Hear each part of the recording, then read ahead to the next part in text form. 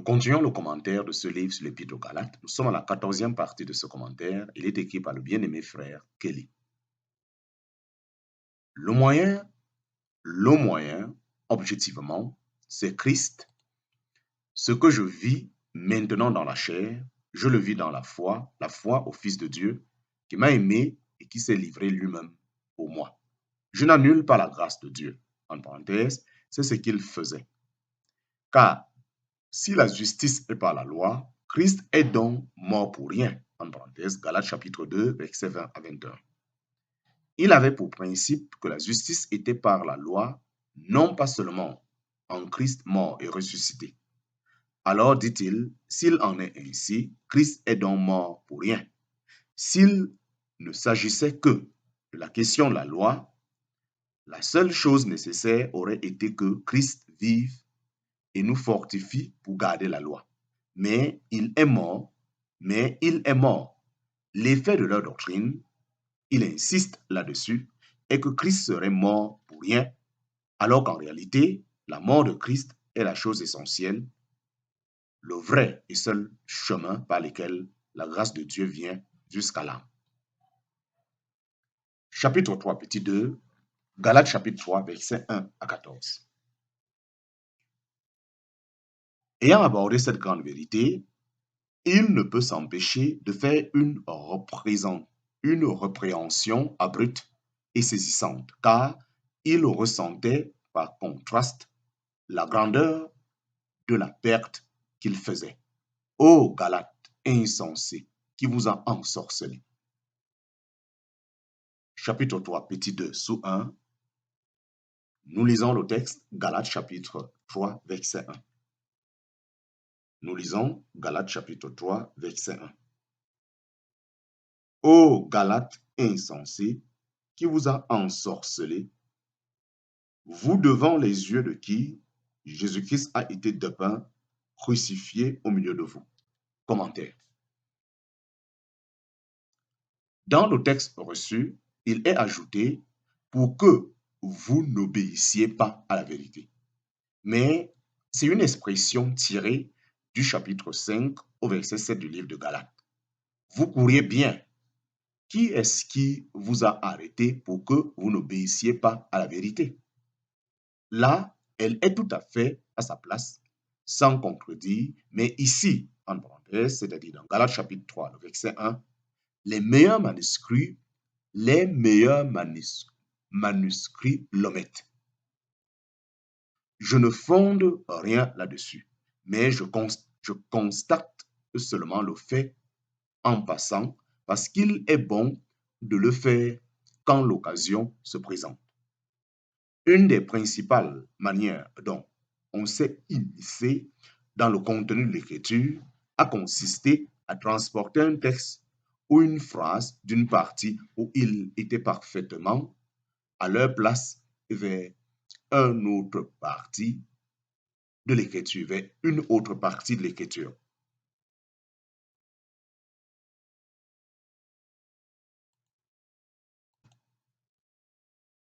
Chapitre 3, petit 2, sous 2, importance de la croix, ce qu'elle montre. Importance de la croix, ce qu'elle montre. Ô Galates insensés, qui vous a ensorcelé, vous devant les yeux de qui Jésus-Christ a été dépeint, crucifié au milieu de vous. Il est clair qu'il attire particulièrement l'attention sur la croix de Christ, non pas simplement sur son sang ou sur sa mort, mais sur sa croix. Si vous examinez avec soin la parole de Dieu, vous verrez que la forme particulière des présentations de la mort de Christ par le Saint-Esprit est systématiquement en rapport avec l'emploi pratique qui en doit être fait. Dans toute l'épître aux Hébreux, hormis une exception petite mais importante, il est parlé non pas de la croix, mais du sang de Christ. Dans l'épître aux Romains, c'est surtout sa mort, souvent le sang, mais la mort forme le grand ancrage de l'argument. Pourquoi de l'argument? Pourquoi ici le Saint-Esprit ne dit-il pas simplement qu'il a versé son sang?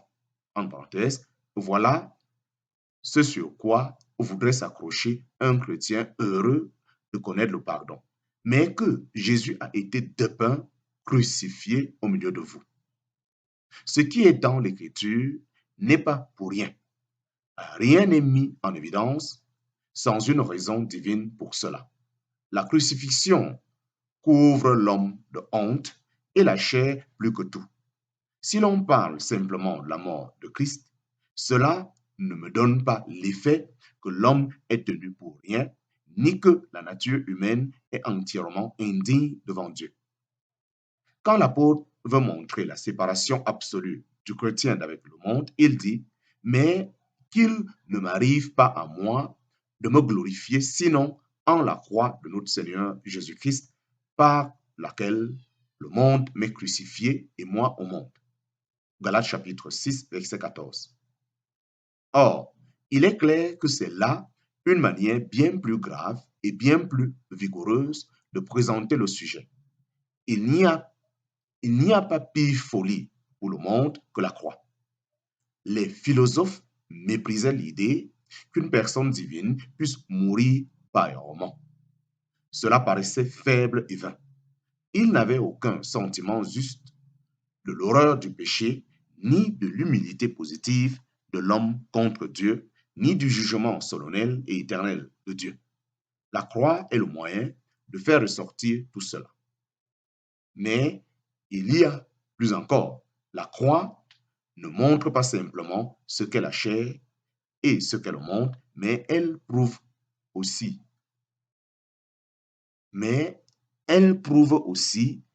l'inanité de regarder du côté de la loi pour amener la bénédiction, sinon d'une manière négative. La loi a réellement le pouvoir de tuer, non pas de vivifier.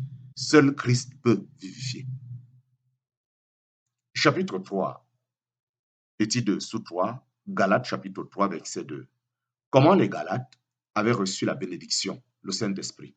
Nous lisons Galates chapitre 3, verset 2. Je voudrais seulement apprendre ceci de vous.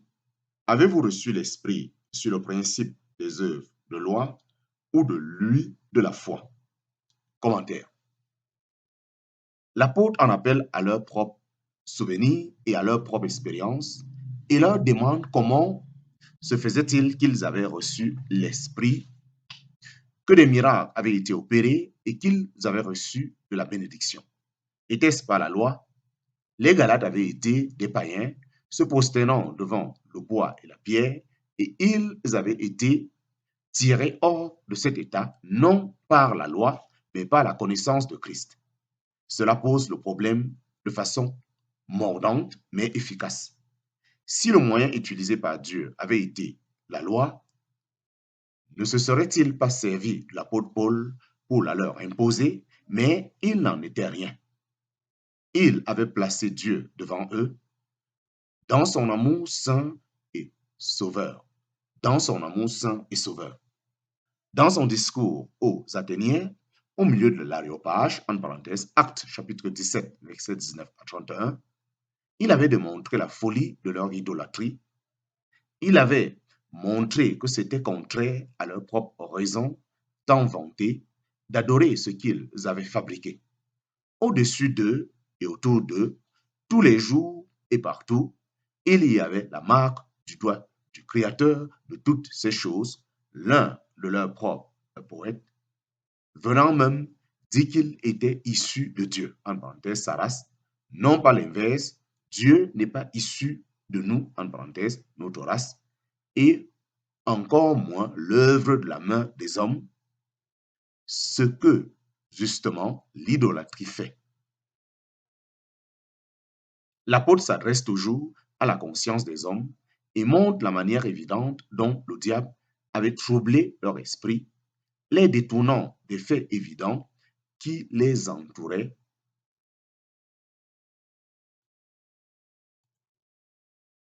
Si le moyen utilisé par Dieu avait été la loi, ne se serait-il pas servi l'apôtre Paul pour la leur imposer, mais il n'en était rien.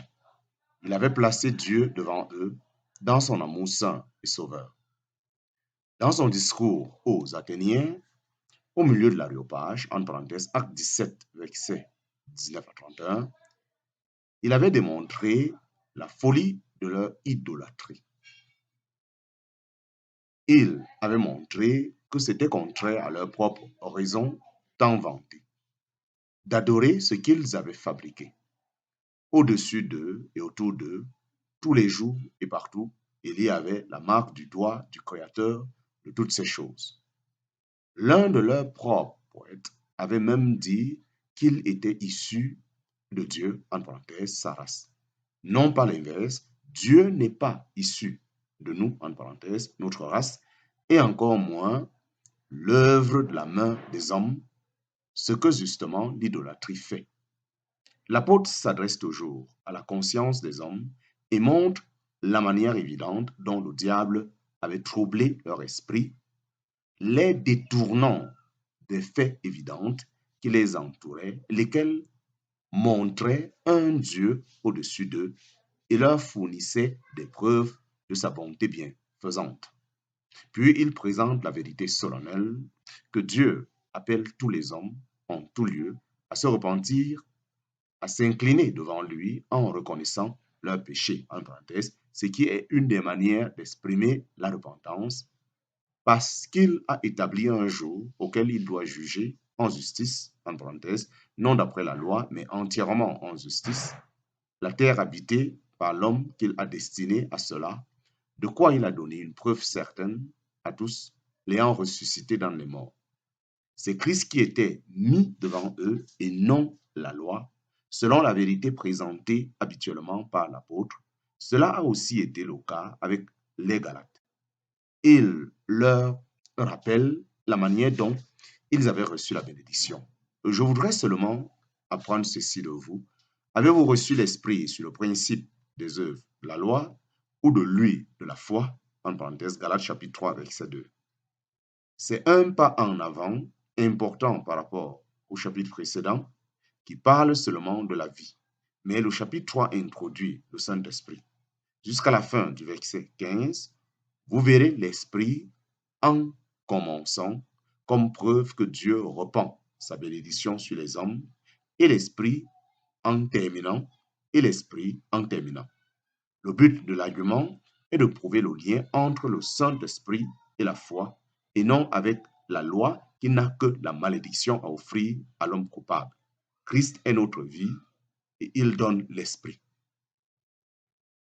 Chapitre 3, petit 2, sous 4, nouvelle naissance et présence du Saint-Esprit. L'état chrétien. Chapitre 3, petit 2, sous 4, nouvelle naissance et présence du Saint-Esprit, l'état chrétien. Chapitre 3, petit 2, sous 4, bas 1, connaître l'amour de Christ.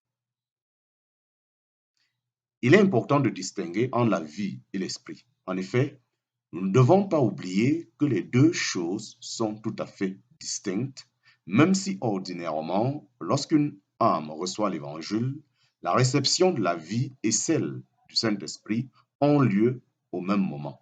La vie nouvelle que le chrétien reçoit en Christ n'est pas Dieu, quoiqu'elle soit de Dieu, mais le Saint-Esprit est réellement Dieu. La vie du chrétien est une nouvelle créature ou création, tandis que le Saint-Esprit est le Créateur. Ce n'est pas parce que nous avons une vie nouvelle que nos corps sont faits, le temple, que nos corps sont faits le temple de Dieu, mais parce que le Saint-Esprit y habite.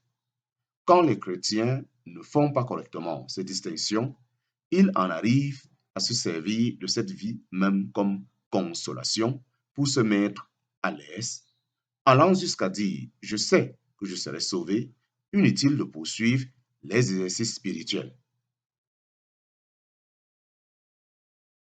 Combien souvent les âmes se contentent du repos et de la satisfaction d'avoir la vie et ne mettent cette vie en exercice sans autre désir que d'amener des âmes à Christ. Mais tout béni que soit un tel zèle, cela reste une chose bien inférieure à l'amour pour Christ, et l'amour pour Christ reste une chose inférieure à la jouissance de son amour envers nous.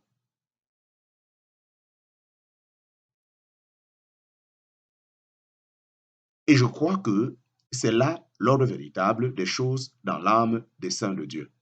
La grande chose à laquelle Dieu m'appelle, c'est d'admirer l'amour de Christ, d'y trouver mes délices et d'apprendre de plus en plus à connaître cet amour.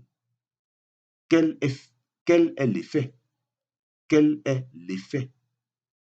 L'amour pour Christ est produit dans la proportion même où je connais son amour envers moi.